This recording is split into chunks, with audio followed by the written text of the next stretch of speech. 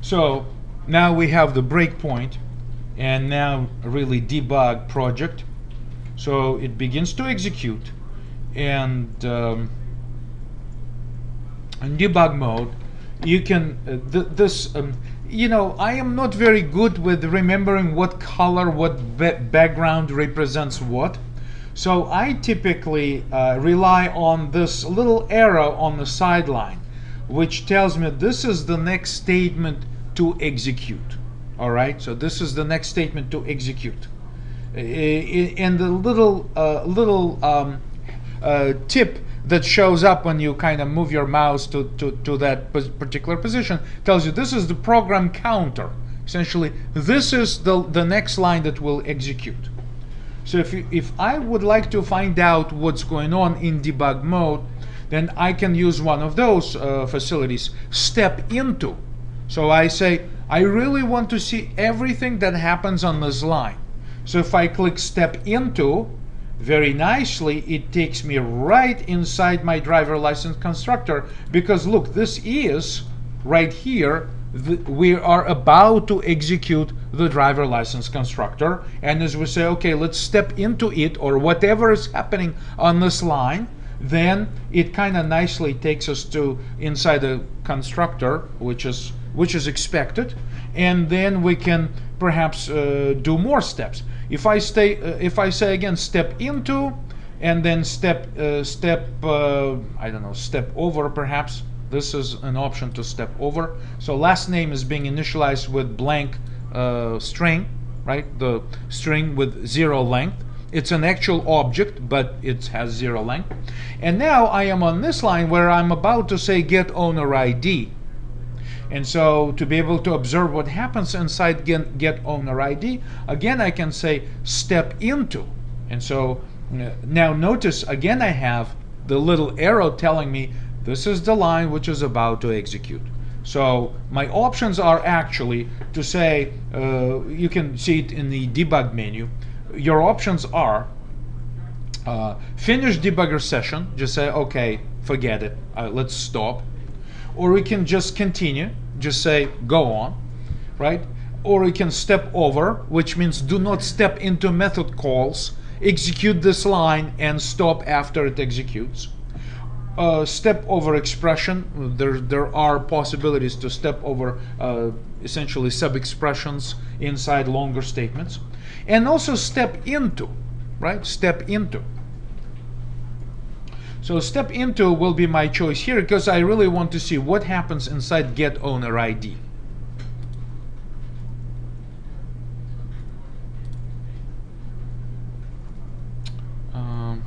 What's going on here? Okay, so just trying to get rid of unnecessary windows on my screen. Okay, so again, step into. As you become more used to, accustomed to debug sessions, you probably use keyboard shortcuts most of the time, not necessarily the mouse or the toolbar.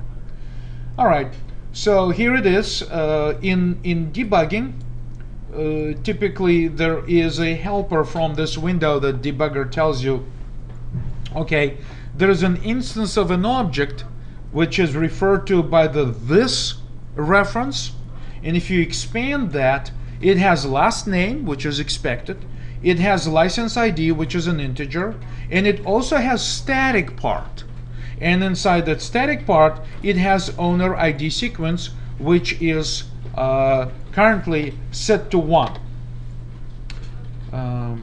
Why is it set to 1? I'm trying to understand. Oh, is it? Oh, because I'm already on the second line.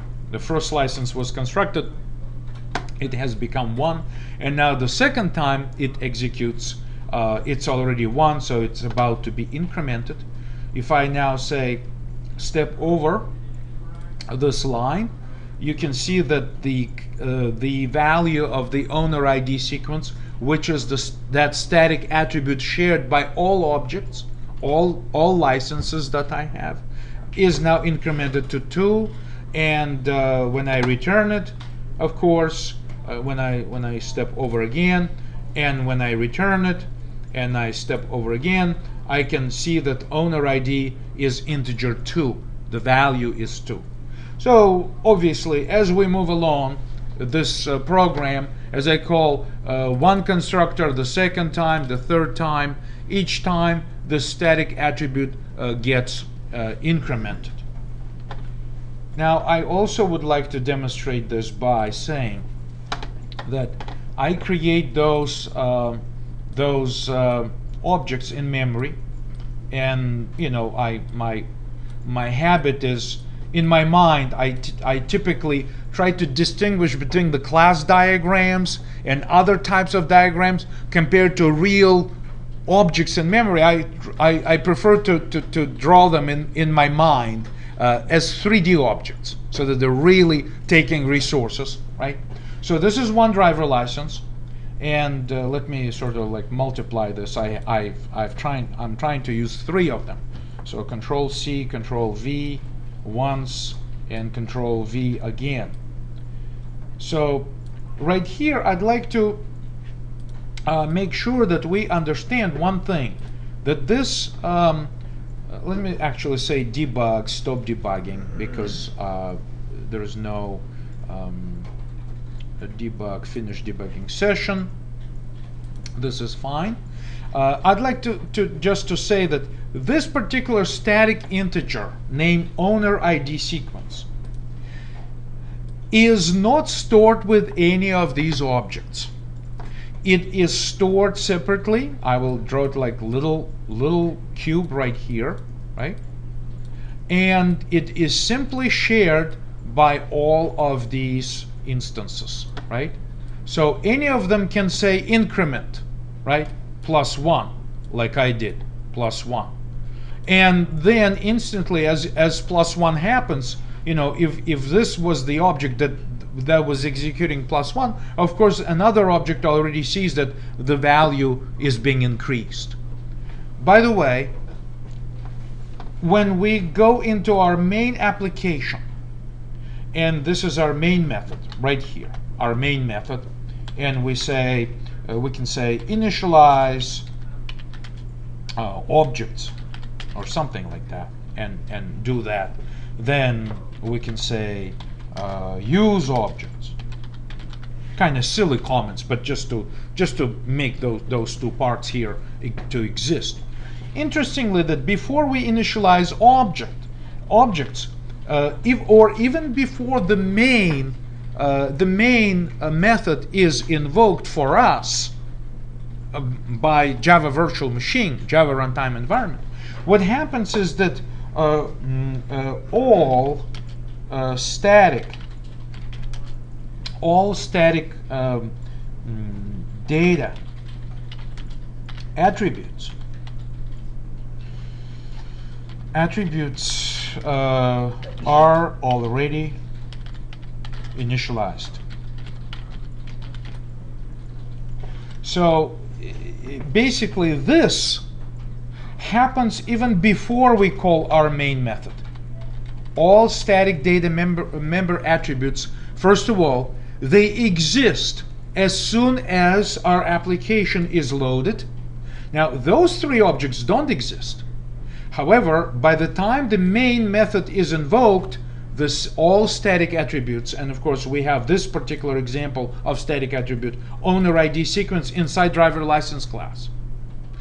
We say it's private, so we don't want anyone else except this class to get access to it, but still it's a static attribute, and it means that it lives outside of any object, and it also is created even before the main method of the application is invoked. So that's the nature of shared static attributes. There are quite a few more things to say about them, but let's save this first. I'll save this recording.